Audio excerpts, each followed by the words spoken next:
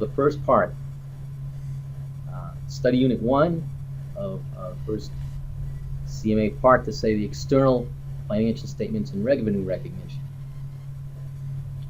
So with that in mind, we're saying the first piece of this study unit is to say, well, it's all well and good that we're internal accountants and we have to deal specifically with problems and issues related to what's going on inside the company.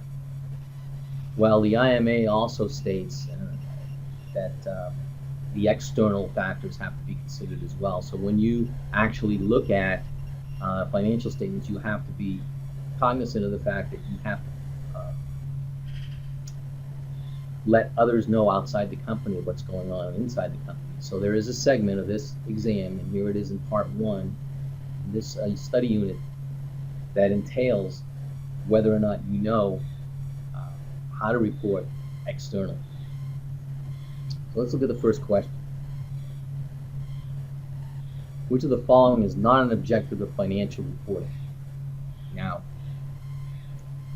if you look at the Klein study review from the first pack, and I'm looking in the 2016 book, and I'm looking at pages 11 and 12,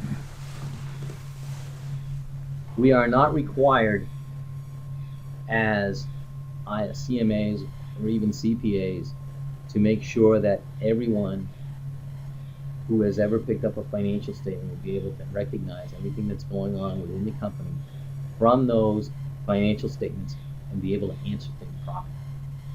You know, everything that's going on. So yes, we want to clearly exhibit the economic resources of the business.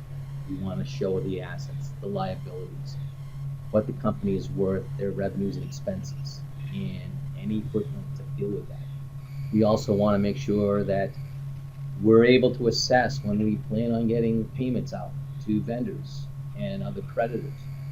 And we also want to make sure that changes in a company's resources and claims against the resources are going to show in the net worth, obviously on the balance sheet, statement of financial position.